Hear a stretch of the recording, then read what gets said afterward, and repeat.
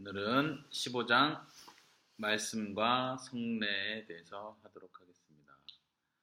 말씀은 일반적으로 설교를 가리키는 거고 성례는 세례와 성찬을 가리키는 거예요.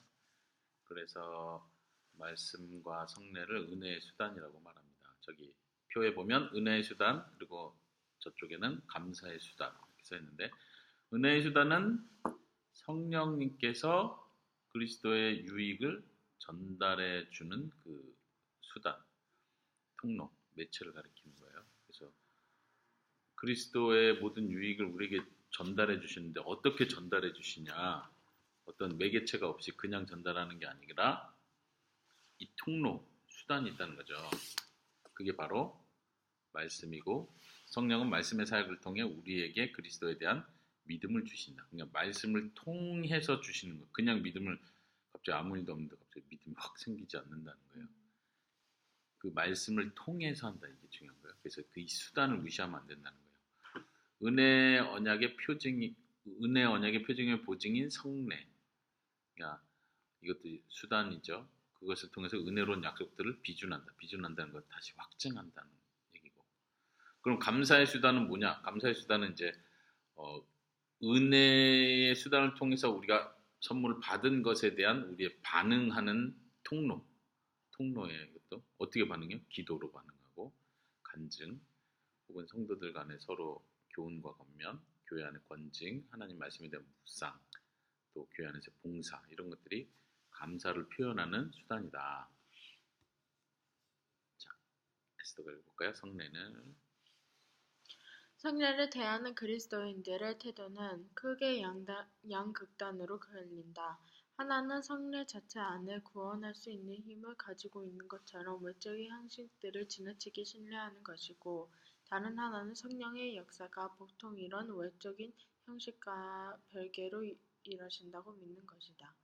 양극단 이해돼요? 항상 우리가 지금 조직진을 보면서 양극단을 계속 보는 거예요. 그러니까 결국 이단은 양쪽이든 왼쪽이든 오른쪽이든 한 극단으로 갈 때 이단이 되는 거야. 항상. 그래서 균형을 잡는 건데 한쪽 극단은 이런 세례 자체를 너무 신뢰해. 다시 말하면 세례 받으면 바로 구원받는 자동으로 세례의 능력을 엄청 부여하는 거지. 세례를 받으면 하나님의 은혜가 기계적으로 주입이 된다. 그래서 내가 어떤 힘과 에너지를 얻는다. 막 이런 식으로. 다른 하나는 그걸 무시하는 거야. 반대로. 외적 형식들과 별개로 일하신다. 다시 말하면 아니 세례가 중요한 게 아니라 우리가 기도 가운데 주님을 만나고 영적 교제를 그게 영적 교제지. 세례 성찬을 통해서 주님과 교제한다는 게 이거 너무 우리가 물질에다 의미를 부여했다 이렇게 봐버리는 거죠. 네. 인용해 보면 성령은 옛사람을 창조하시고 유지하는 데 물질과 더불어 일하셨으며 새 창조에서 어떤 물질과 더불어 일하신다. 이제 이 물질에 대한 강조인데 어쨌든 초기 2단부터 시작해서 우리가 계속 얘기하죠. 육체는 악하다. 물질은 악하다. 자연은 부족한 것이다. 그래서 자연으로부터 구원받아야 된다. 자연이 상승해야 돼. 계속 이렇게 가잖아. 그러니까 이것도 똑같은 거예요. 성찬이라는 거, 세례라는 거, 물, 떡, 포도주 이런 거 다 물질이잖아. 근데 하나님이 이런 물질을 통해서 일하신다. 이게 수단이라고 말하는 건 말이 안 된다. 이건 너무 의미 부여한 거다. 이렇게 봐버리는 거지. 근데 카톨릭은 거기다 진짜로 너무 의미를 부여해버린 거고.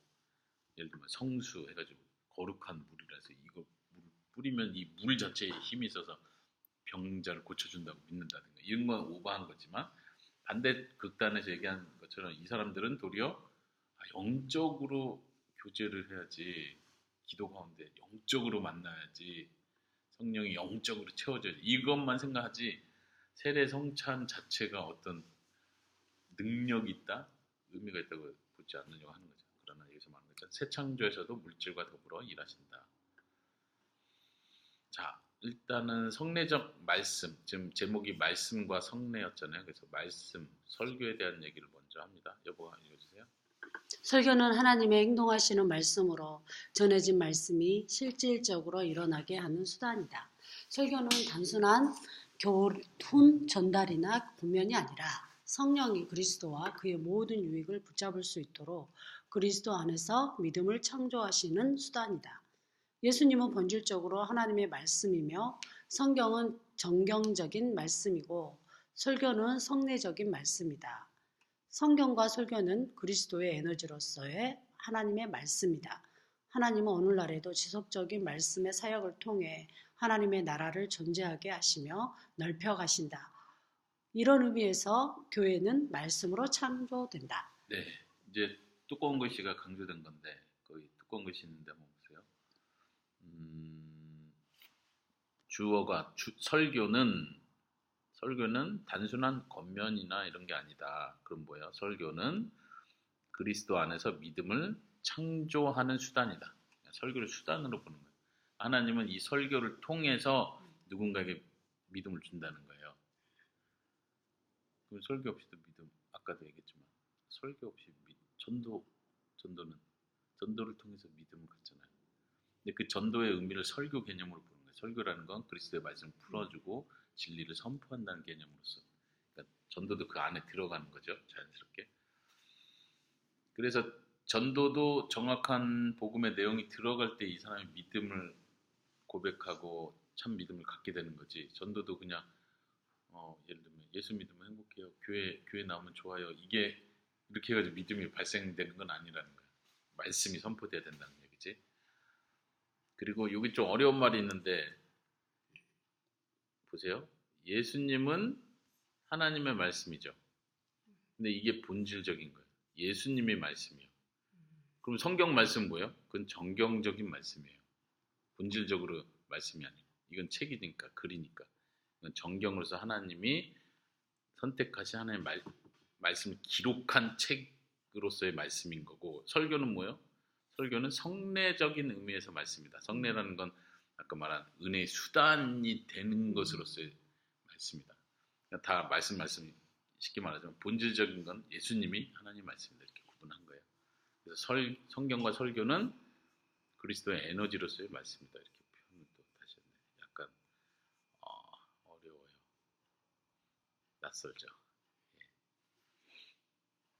마이크로튼의 표현인 것 같아요. 낯선 건 다 마이크로튼의 생각이에요. 그래서 마지막에 보면 교회는 말씀으로 창조된다. 이 표현이 왜 자꾸 앞에서도 말한 것처럼 새 창조와 연관을 시키는 거예요. 아담과 하와를 옛 인류를 창조했다면 새 인류를 창조하는 건 하나님께서 똑같이 아담과 하와를 말씀으로 만든 게 아니죠.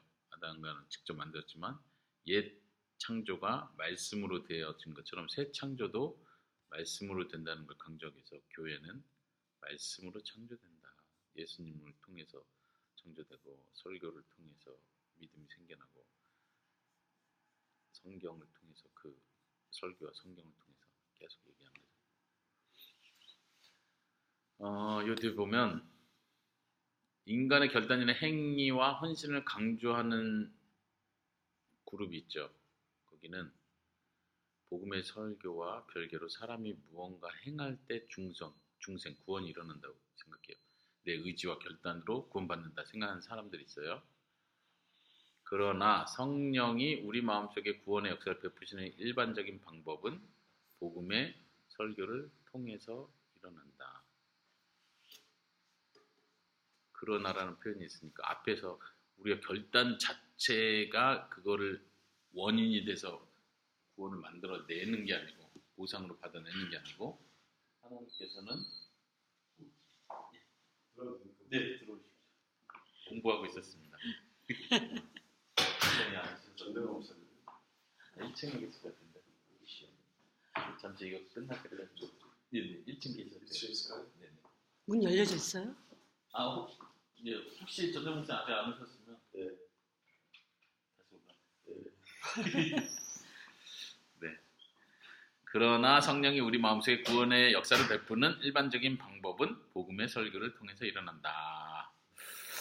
여기 쭉 설교를 강조한 건데 인용 부분은요. 좀 중요한 부분은 설교를 통해 그리스도는 자신을 선포한다. 성령은 자신의 시기와 장소에 따라서 중생을 일으킨다. 하나님은 자기를 전달하는 일상적인 수단으로서 자신을 구속시킨다. 구속시킨다는 건 얽매신다는 표현이에요.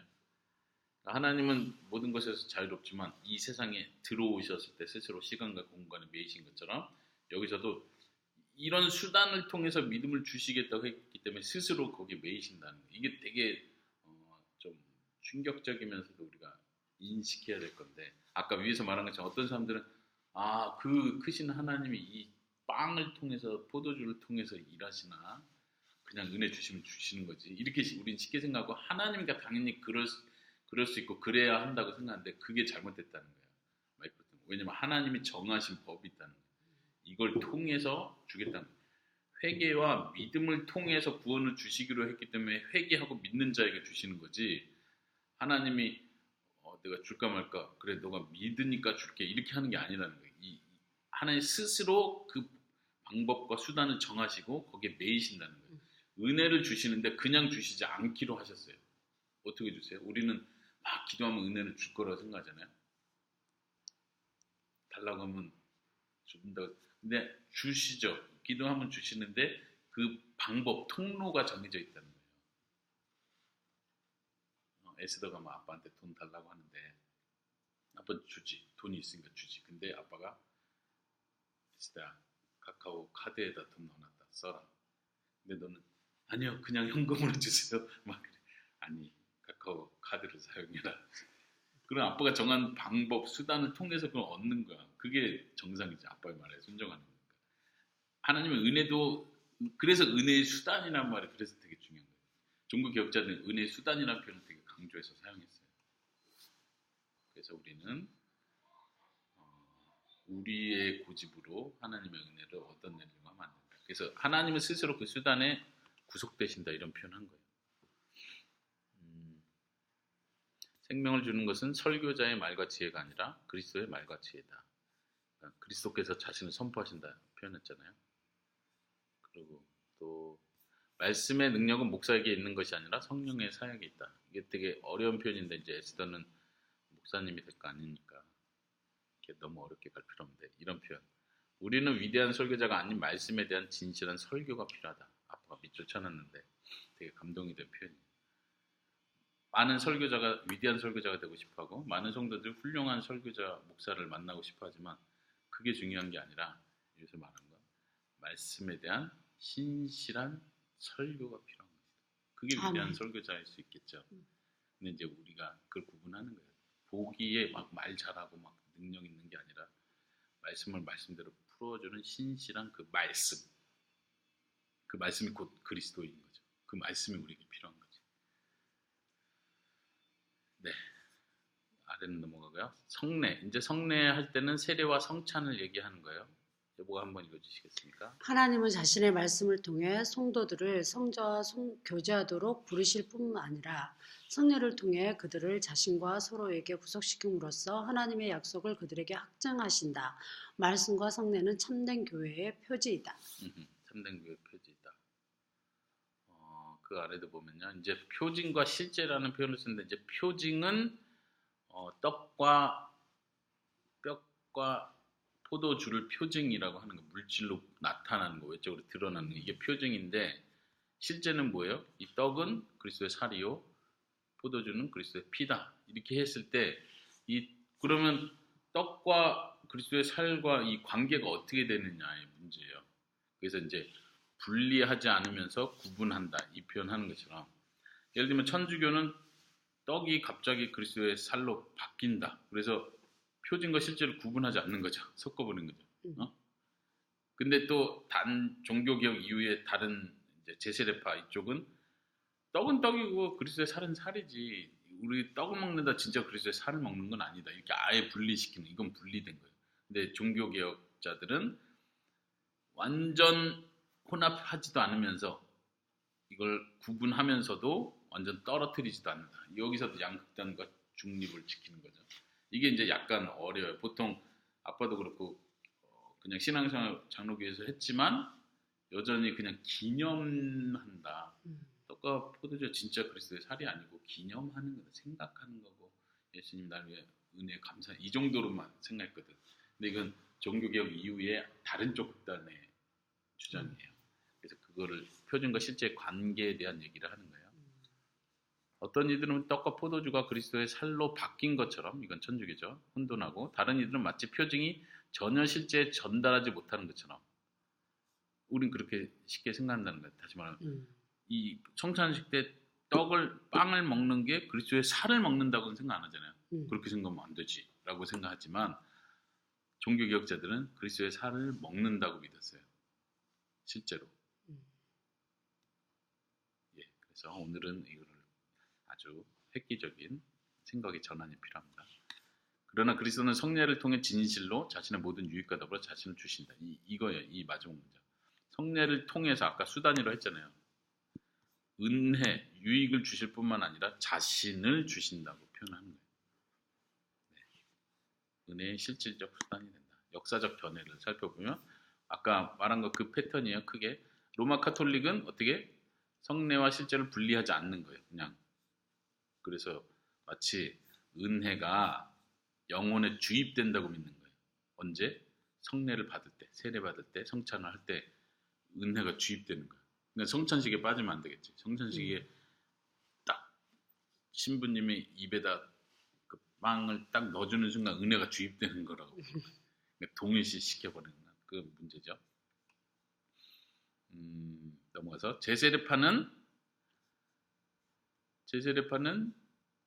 제세례파 생각할 때 영성주의, 신비주의 이것과 연관을 해서 생각해야 돼요. 본래 제세례파는 굉장히 강하게 철저하게 신앙을 지켜야 된다는 거에서 시작한 건데 이게 이제 너무 지나치다 보니까 사람들을 판단하고 심판하는 쪽으로 가는 거예요. 제세례파라는 게 뭐냐면은 예전에 이단에 배교했던 목사들, 개신교,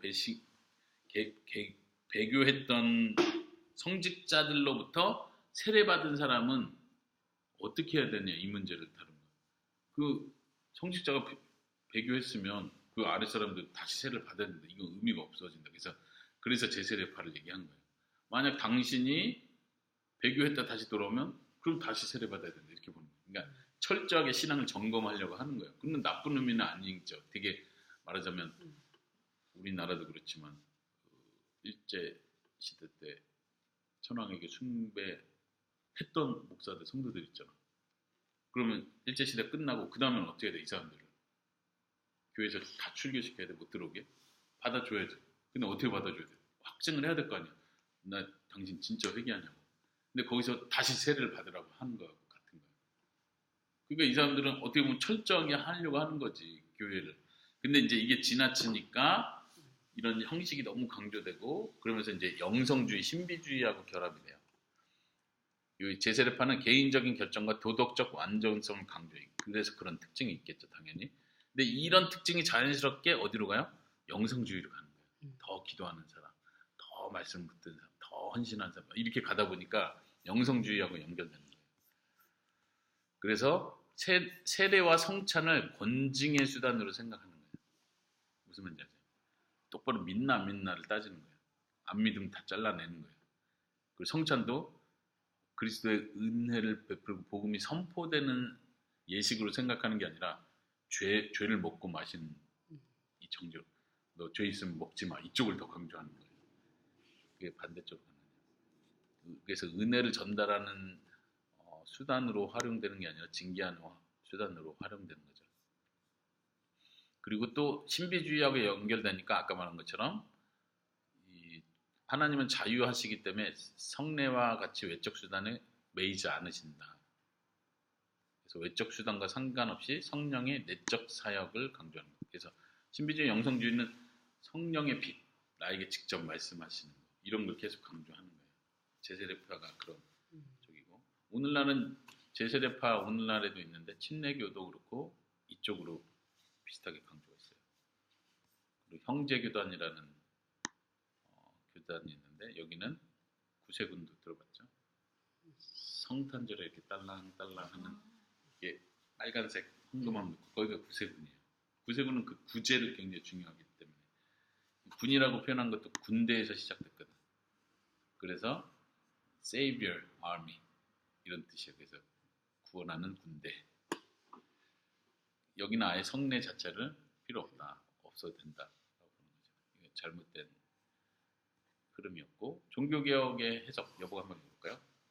루터는 성례는 말씀과 약속에 대한 인침이며 오직 말씀과 관련해서만 효력이 있다고 했다. 성례는 성례가 지시하는 실제와 분리되지 않는다. 그러나 루터는 세례에 물과 떡과 포도주가 있는 모든 제단에 육체로 임재한다고 주장하였다. 일단 루터 얘긴데 루터는 종교 개혁을 시작한 사람이기 때문에 로마 카톨릭에서 잘못됐던 것들을 다 수정을 했어요. 음, 그러니까 말씀이 필요하다는 걸 강조했고 그 다음에 성례는 실제와 표징과 실제가 분리되지 않는다.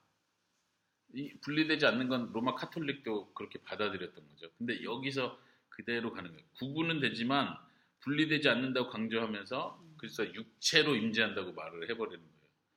이때는 뭐가 문제지 아시죠? 이렇게 말하면 뭐가 문제예요? 뭐? 그러면 신성을 신성을 인정 안 하는 거. 아니죠. 인정이 아니라 편제의 문제, 편제. 편제? 편제가 뭐죠? 어디든지 이 말씀이죠. 계시는 거. 예수님은 어디든지 계시나요? 네, 그게 신성으로 어디든지 계시는 거죠. 그렇죠. 근데 예수님의 신성과 인성이 있어요. 이게 그러니까 이단은 구분하는데 예수님의 신성, 인성을 인정하느냐가 되게 중요해요. 신성을 인정 안 하는 이단들이 있고 인성 자체를 인정 안 하는 이단이 있었고 이러면 둘 다 이단인데 지금 루터의 이 해석이 위험한 게 뭐냐면 육체로 성찬식 때 육체로 임한다고 해버리면 예수님이 하늘에도 계시고 육체로 하늘에도 계시고 육체로 이 땅에도 계시다는 얘기를 해버리는 거기 때문에 그렇지. 이게 지금 육체적 편제를 얘기해버리는 거예요. 그래서 오류가 생긴다는 거죠. 예수님의 신성, 인성 교리 논쟁할 때 중요했던 표현이 뭐냐면 신성과 인성이 서로 섞이지 않는다. 혼합되지 않는다. 근데 신성이 편제하는 동시에 육체도 같이 편제해버린다. 이렇게 가르면 더 이상 육체가 인성이 신성화돼 버리는 거죠. 그러니까 이제 종교 개혁자들은 이런 걸 굉장히 중요하게 생각했던 거예요. 뭐 천주교도 화채설이라고 했을 때는 이미 육체로 편제를 얘기한 거잖아요. 천주교도 똑같이. 근데 그거에서는 수정을 못했어요. 루터가. 그 다음에 쯔빙글리도 종교 개혁자인데 그래서 루터 견해를 반대하면서 나온 거예요. 여기서는 반대 극단으로 간 거예요. 그냥 가르침과 격려의 수단일 뿐이다. 가르침과 격려, 그냥 기념하고 그분의 죽으심을 생각하면서 우리가 결심하고 헌신하고 감사하고 이러면 된다 이렇게 생각한 거예요. 반대 극단이고 칼빈은 이제 중간을 얘기하겠죠. 에스더가 뭔가요? 루터의 그리스도의 육체적 편재성에 대해 거부하면서도 성례는 일차적으로 사람의 행동이 아니라 하나님의 행동이라는 루터의 견해에 동의했다. 그는 표징과 실제의 성례적 연합에 있어서 하나님은 이 땅의 물리적인 수단을 통해 자신의 구원을 하는 은혜를 제공하신다는 것을 강조했다. 우리는 믿음이 없어도 성례는 성례로 남는다. 믿음이 성례를 만드는 것은 아니지만 믿음이 성례의 실제를 받아들인다. 중요한 표현은 여기에요.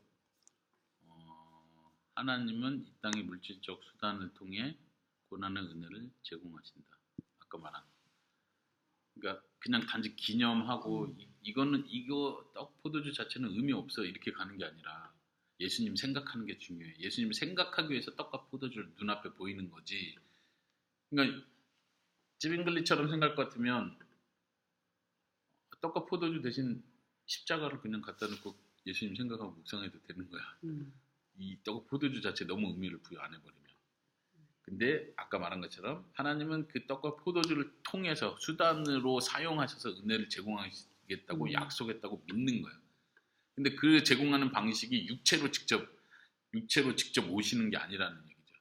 루터가 그렇게 생각을 한 거. 그러니까 이 부분 성례는 1차적으로 사람의 행동, 내가 결심하고 내가 헌신하는 게 아니라 하나님의 행동이다. 하나님 우리에게 은혜를 주시고 우리의 구원을 인쳐 주시는 거, 확증, 보증해 주는 거. 그거는 이제 루터하고 같은 개념으로 얘기를 했어요. 카톨릭과 반대된 개념이지. 그렇지만 여기서 이렇게 그랬다. 그러면은 가난한 교회에서 떡과 포도주를 못하면 어떡해? 못하면 안 되지. 가난해도 거야? 그거는 준비해야지. 다른 떡 방안을 포도주를 준비하는 거야? 준비 못할 만큼 가난하나? 예를 들어서 다른 부족에 가서 한다든가 그때는 그러니까 그 부족들도 먹고 마시는 건 있잖아. 그러니까 이제 떡 자체 어떤 종류의 떡, 어떤 농도의 다른 포도주 걸로 이거 돼. 자체가 중요한 건 아니지만 그거는 좀 융통성 있게 얼마나 바꿀 수 있는 거야. 그러니까 먹고 마시는 것. 그러니까 유대인들이 먹고 마시는 거의 가장 일반적인 것으로서 빵과 포도주를 얘기했다면 그렇지만 이제 빵 자체는 좀 특징이 있었죠. 무교병이었죠. 무교병. 누룩이 없는. 상징적으로 누룩은 죄를 의미한다 생각했기 때문에 누룩 없는 빵을 했기 때문에 그래서 좀 빵을 특별하게 만들려고 하는 거죠. 어쨌든 자, 그 다음에 이 인용도 넘어가 볼게요. 좀 어려우니까. 네 번째. 그러면 현대는 어떻게 할까요? 현대는 종교개혁의 흐름보다는 제세례파의 의견을 따라요. 아까 아빠 말한 것처럼 아빠도 장로교에 살았지만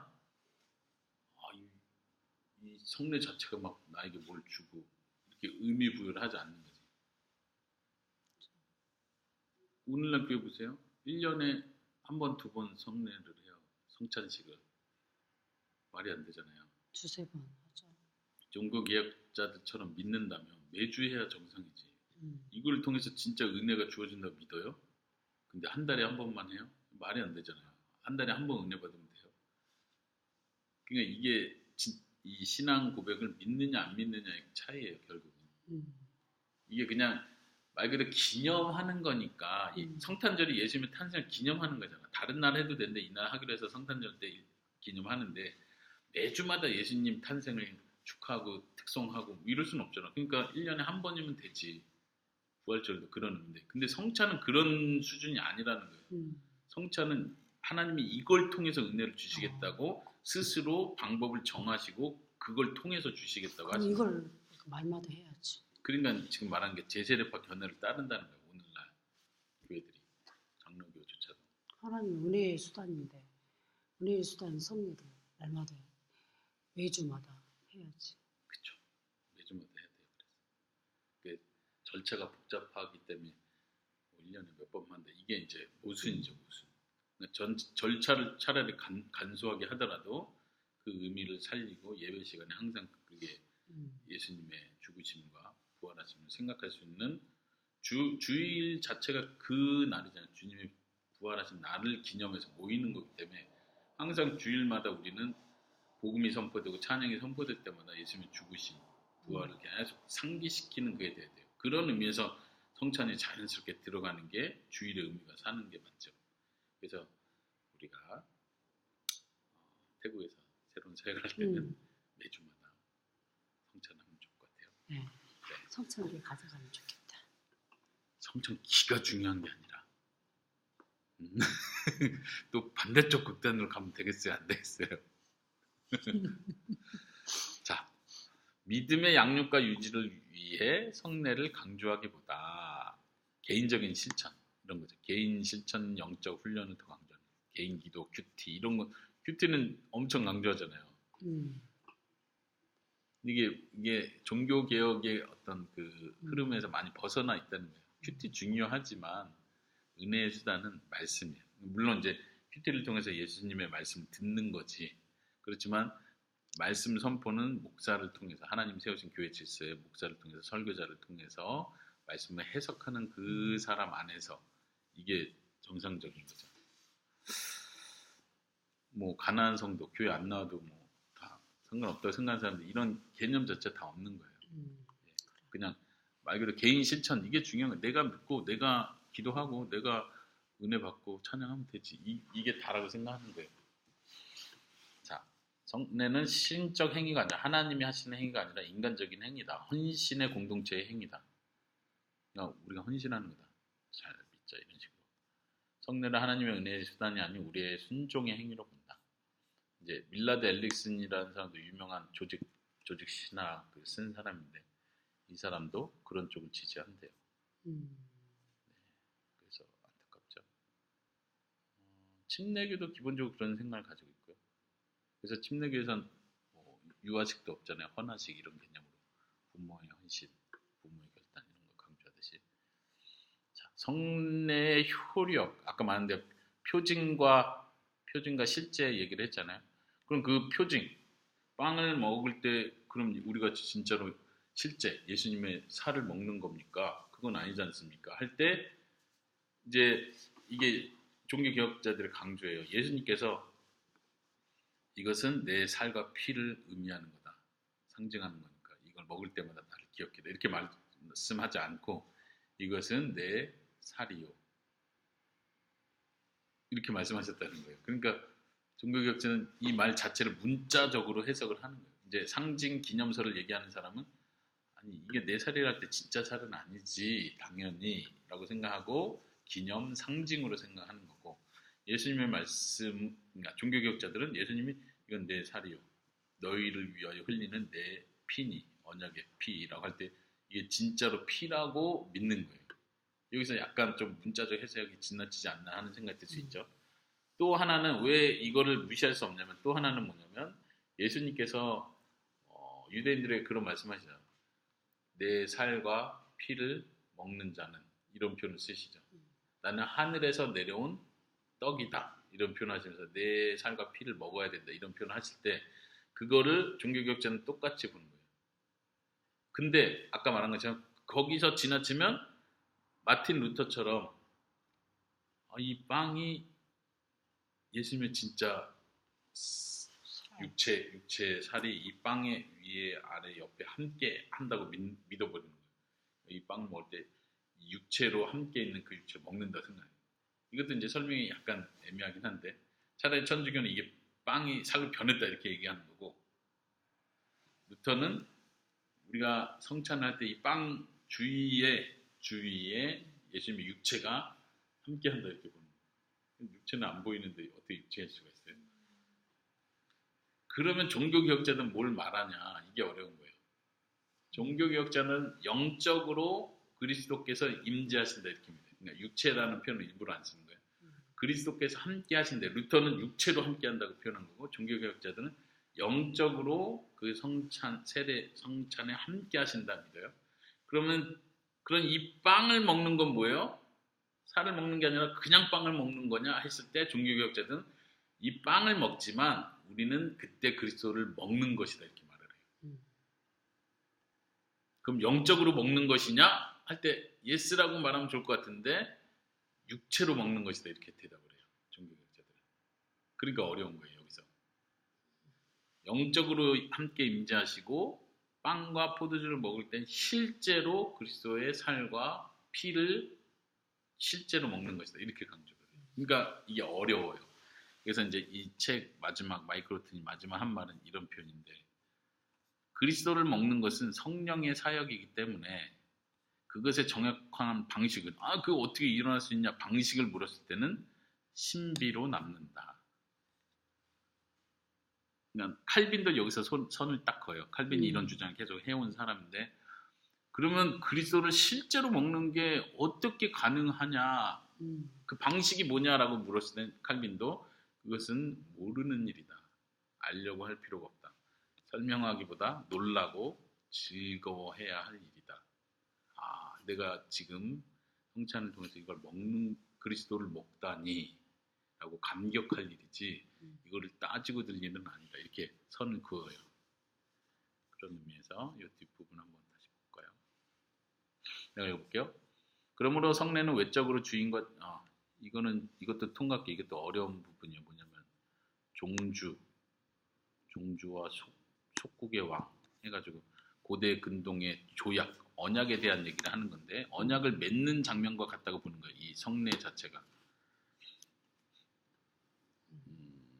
본래 성경에 나오는 언약 개념은 지배한 정복한 왕이 그 속주에 속한 왕을과 일방적으로 계약을 맺는 거거든. 너가 내 말을 들으면 내가 너 살려주고 너에게 이 지역을 다스릴 수 있는 권한을 준다. 그러니까 일방적일 수밖에 없죠. 이 사람은 정복한 왕이고 이 사람은 정복당한 왕이니까 너가 나에게 맹세하면 내가 이 땅 다스리는 거 그대로 하게 해주겠다. 이런 게 언약, 성경에 나오는 언약 개념인데 하나님과 하나님의 백성이 맺는 언약이 그런 개념이라고 설명을 하는 거예요.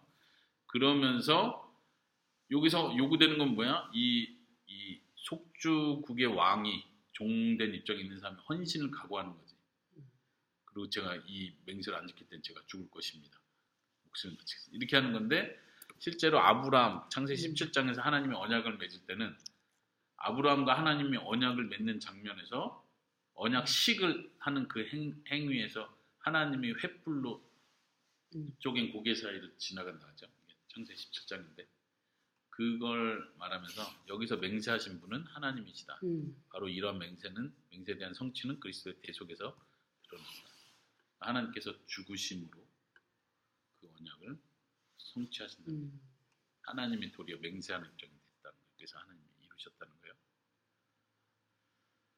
그래서 언약에 대한 얘기를 하고 여기서도 완전한 책임을 지시고 맹세하시는 분은 하나님이시다.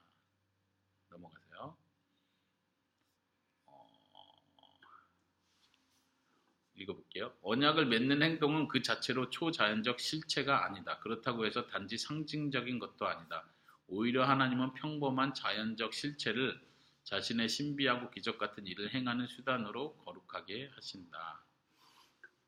아까 말한 것처럼 자연적 실체를 기적 같은 일을 행하는 수단으로 거룩하게 구별하신다. 특별히 사용하신다 이런 의미죠. 자, 언약의 정황에서 아까 언약을 쭉 설명했는데 언약의 정황에서 말씀과 표징은 함께 언약을 창조한다. 이 이야기를 하려고 언약 얘기를 하는 거예요. 그러니까 이거는 장로교, 개혁파에서 특별히 강조하는 성례에 대한 신학이에요. 아까 말한 것처럼 침례교나 제세례파 이런 데는 성례 신학이 그렇게 많지가 않아요. 왜냐하면 이건 예수님 생각하고 기념하는 거다. 하라고 했으니까 명령하셨으니까 우리가 순종해야 돼. 이 정도라면 이거는 장로교 개혁주의의 핵심은 언약에 대한 강조예요. 그러니까 창세기부터 계속 나오는 이 언약을 쉽게 무시할 수 없다는 거예요. 오늘 예수님이 최후의 만찬을 할 때도 이것은 내 피로 맺는 새 언약이다 이런 표현을 쓰거든요. 그러니까 성찬은 언약 개념하고 연결해야 되는데 이 언약 개념이 다른 교단들에서는 거의 없어요. 그냥 없어요. 근데 이제 마이크로튼 그걸 설명하는 거예요. 언약을 설명하고 나서 말씀과 표징은 함께 언약을 창조한다. 밑줄 친 데 보세요. 세례와 성찬은 다른 무엇보다도 은혜의 수단이다. 아까 얘기했던 거죠. 은혜의 수단인데 왜냐하면 그것은 은혜 언약의 성례이기 때문이다. 다시 말하면 이 하나님과 맺은 그 은혜 언약을 맺었는데 그 예수님이 제자들과 새 언약을 맺는다고 언약을 맺은 그 장면에 수단으로 사용된 게 세례와 성찬이라는 거예요. 특별히 성찬이고 빵과 포도주라는 거죠. 이 빵과 포도주를 통해서 언약이 체결된 거예요. 그리고 이걸 계속 반복함으로써 아까 비준이라는 말을 썼죠. 비준한다. 우리가 받은 그 은혜 언약의 확실성을 그 성찬식 때마다 계속 하나님이 확증해 주는 거예요. 그래서 인을 친다는 표현을 거예요. 확증하고 도장을 찍듯이 성찬을 통해서 하나님이 내가 너에게 은혜를 베푼다는 걸 계속 확증해 주는 거예요. 계속. 그래서 세례와 성찬은 무엇보다도 은혜의 수단이 된다. 그러니까 세례 성찬은 함부로 가볍게 그냥 우리가 하고 싶으면 하고 안 하고 싶으면 안 하고 성탄절 파티 할 수도 있고 성탄절 축하 파티 안 할 수도 있고 하지만 세례 성찬은 그게 아니다 이거예요. 자, 여보가 읽어보세요. 또 좀. 그렇다면 표징이 지시하는 실제에 참여한다는 것은 무슨 뜻인가? 예수님은 언약을 맺으실 때 잔을 드시고 나의 피 곧 언약의 피라고 말씀하셨다. 이것은 포도주가 초자연적으로 실제 피로 바뀌었다는 것은 아니다. 그렇다고 해서 단지 표징이라고도 말할 수도 없다. 예수님은 자신이 형벌을 받아 끊어질 것을 말씀하셨으며 실행하셨다. 그리스도와 연합된 우리도 그분과 함께 형벌의 잔을 마신다. 우리는 그렇게 그리스도의 피와 몸에 참여한다. 예를 들면 이런 거예요. 지금 끊어지는 것 이게 이제 할례라는 기본적인 뜻의 의미인데 그리고 언약을 맺는다는 것도 끊어진다는 기본 단어를 사용해요. 그러니까 언약을 맺는다 이게 뭐냐면 너 약속 안 지키면 너 쪼개져서 죽는다 이걸 의미하기 때문에 언약이라는 말 자체에 자른다는 뜻이 들어가 있어요. 그래서 예수님도 하나님 형벌을 통해서 하나님과 끊어지는 그리고 죽음을 의미하는 그래서 그리스도의 할례라는 표현을 써요. 그리스도가 어릴 때 할례 받은 그걸 표현하는 게 아니라 끊어지는 걸 의미한다는 거 한 건데 이제 골로새서 2장 11절에. 그리고 우리가 일반적으로 그리스도와 하나 된다, 그리스도와 함께 십자가에 못 박혔다 이런 표현을 쓸 때 단지 영적인 의미만은 아니라는 거예요. 이게 중요해요. 왜냐하면 다른 교단들은 그리스도와의 연합을 그냥 영적인 의미로만 쉽게 생각을 해요. 근데 개혁파에서는 뭘 강조하냐면 실제로 우리가 그리스도와 죽고 실제로 살았다고 믿는 거예요. 왜냐하면 그리스도의 의, 정가된 의가 그리스도만 의로운데 우리는 그냥 뭐 딱 하나 받았네 이렇게 끝나는 게 아니라 우리가 그 의에 동참하는 거예요. 그 의를 직접 받는 거고 그리스도와 함께 죽은 거기 때문에 우리가 이제 형벌을 안 받는 거예요. 그러니까 의를 전가받았다는 건 그냥 나는 그냥 가만히 있는데 뭐 우리 그런 비유를 했지만 은행에 돈 받듯이 돈만 하나 딱 받고 나는 전혀 실질적으로 변화된 게 없는 게 아니라 그리스도와 함께 실제로 죽었다고 말하는. 예를 들면 아담이 죄를 질 때 모든 인류가 그 죄에 그 범죄에 동참했다 말한 것처럼 그리스도가 죽을 때 우리 모든 믿는 자는 그리스도의 죽음에 동참한 거예요. 그리스도가 부활할 때 우리도 그리스도와 함께 부활한 거죠. 이게 단지 영적인 의미만은 아니라는 거죠. 실제로 참여한다고 표현하는 거예요. 그래서 그 표징이 지시하는 실제 참여한다고 표현하는 거예요. 성경 계속 이 참여를 표현해요. 그리스도와 함께 죽는다는 표현. 그러니까 우리는 상징적인 것으로 보는 게 아니라 참여로 봐야 돼요. 실제로 참여한다. 예수 그리스도께서 십자가에 죽고 우리도 같이 죽는다. 그래서 참여한다. 이제 이 성찬에서도 칼빈이 계속 그걸 조심스럽게 다루는 거예요. 그냥 기념, 상징만은 아니다. 실제로 그리스도를 살과 피를 먹는 것이고 또 이제 여기 그리스도의 몸에 참여한다 할 때 고린도전서 10장 16절 이 인용 구절인데 여기에 보면 뭐라고 하냐면 우상에게 절하지 말라. 제사 왜냐면 그렇게 제사하는 사람은 그 우상 귀신과 연합하는 자다 이런 표현을 써요. 우리가 그리스도의 몸에 참여한 사람 아니냐, 그리스도와 연합한 사람 아니냐. 근데 왜 우상에게 절하고 우상에 참여하느냐 이렇게 표현하거든요. 이 표현이에요. 그러니까 우리는 실제로 그리스도의 피와 몸에 참여한다고 표현하는 거죠. 네. 이제 인용도 좀 어려서 넘어가도록 하겠습니다. 성례는 의외로 쉽지 않죠. 마지막 이 표현은 마이크 호튼이 이해가 잘 되게 설명해 준 것 같아요. 모세가 구리뱀을 들었을 때 사람들이 그 구리뱀을 본 사람들이 치료를 받았잖아요. 그러나 구리뱀 자체는 실제로 그냥 구리뱀이지 구리뱀이 어떻게 변한 건 아니에요. 그러나 그것은 단순한 교훈이나 예증이 아니다. 오히려 그것은 하나님의 말씀으로 인해 특별한 목적으로 구별되었다. 그냥 구리뱀은 구리로 만든 구리뱀인데 하나님이 이걸 보는 자는 살 것이라고 말하는 순간 이 구리뱀은 구별되는 거예요. 특별한 용도로 사용되는 거예요. 그래서 구별됐다고 표현하고 거룩하다고 표현하는 거예요. 그래서 똑같은 구리로 만든 뱀이고 이게 막 금으로 바뀐 건 아니지만 여전히 하나님 말씀대로 보는 자는 효력을 얻어버려. 그래서 이렇게 말하는 단순히 그냥 이 구리뱀의 교훈이나 상징이야. 이거를 그냥 쳐다보라는 상징으로 말한 거고 하나님이 어차피 치료하는 거야. 근데 하나님은 구리뱀을 보는 그 일을 수단으로 치료하겠다고 약속한 거야. 말을 하는 순간 그게 수단이 효력을 발휘해버린다는 얘기예요. 그러니까 하나님의 말씀이 성취한다는 게 그런 의미예요. 말씀이 할 때 하나님의 그 말씀은 성취되는 능력이 있는데 그게 통로가 있다는 거예요. 통로. 설교라는 통로를 통해서 성찬이라는 통로를 통해서 여기서는 구리뱀이라는 통로를 통해서 특별한 목적으로 사용하시기 때문에 은혜의 수단이라고 말한다. 그런 것처럼 설교, 말씀과 성례를 은혜의 수단이라고 말하는 것이다. 이걸 통해서 우리는 실제로 그리스도와 연합된다. 그리스도와 연합이 그냥 연합대로 한다고 되는 게 아니라 말씀과 성례를 통해서 연합되는 것이다. 네, 그리고 또 하나 좀 예를 들면서 했던 표현을 보겠는데요. 이거 보세요. 에스더가 읽을까? 그리스도는 설교와 성례라는 비교된 수단으로 포장하여 자신을 선물로 우리에게 주신다.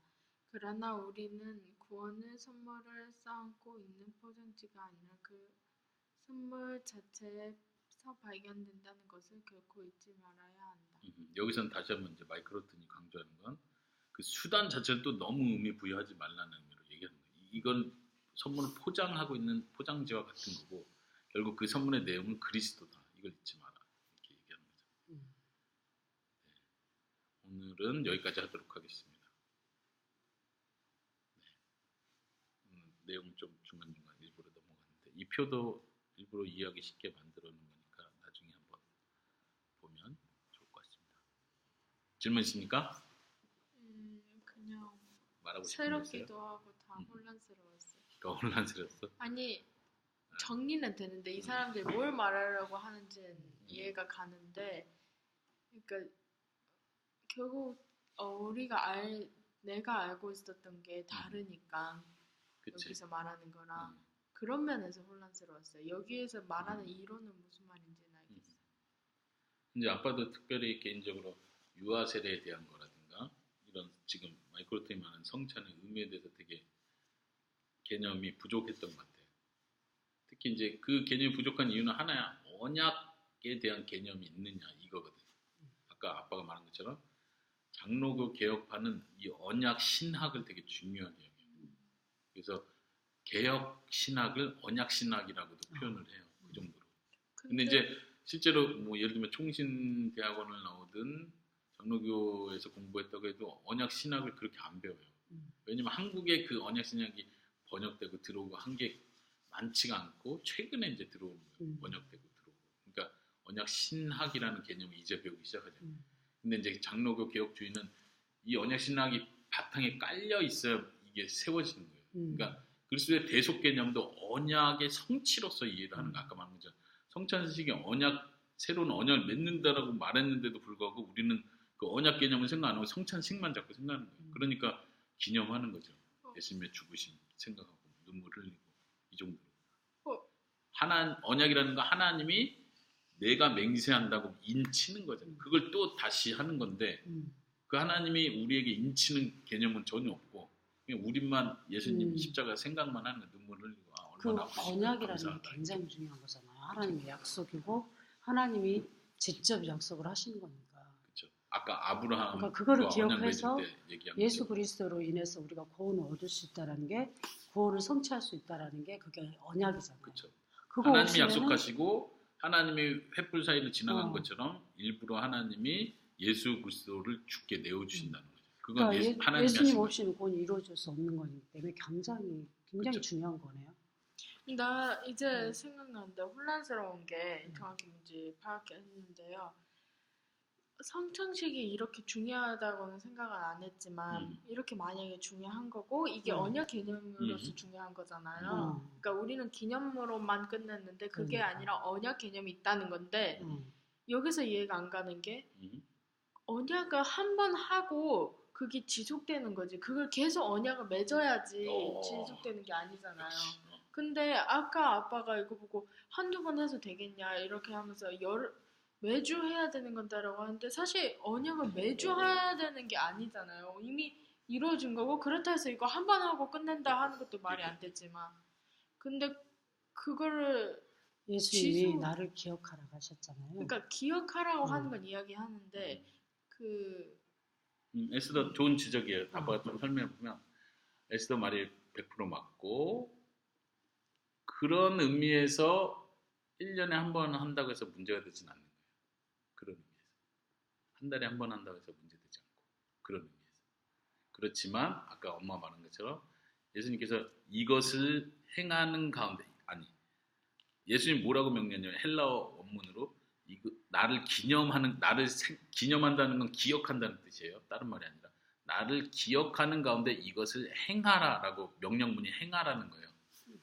근데 차라리 이걸 명령 안 하시고 그냥 가셔도 되는데 어차피 단회적으로 했으니까 그리고 우리가 알아서 조금씩 기억하면 되는데 근데 행하라는 걸 강조했다는 얘기예요. 예수님은 일부러. 왜냐하면 기본적으로 계속 우리가 잊어버리니까 그런 의미에서 그리고 여기에 의미를 부여 계속 행하라고 했던 거는 아까 비준이라는 표현을 계속 그래서 말하는 거야. 계속 확증하는 거 우리 마음에 확증을 하는 거예요. 그리고 하나님은 그 행하는 그 일을 통해서 계속해서 은혜를 주시겠다고 믿는 거예요. 근데 이제 그게 혼란스러운 것 같아요. 행하라 한 거 이해가고 그래서 한 번 우리 세례 받는 것처럼 한 번 하고 끝나는 게 아닌 건 이해가 가고 기억을 했는데 그렇게 하면 또 결국 이건 언약을 기억하고 예수님을 기억하는 거 결국 기억도 이쪽으로 가잖아요. 그치, 기억하는 거 맞아. 육체적으로. 그냥 기억을 무시하면 안 돼. 그러니까 기억하는 거죠.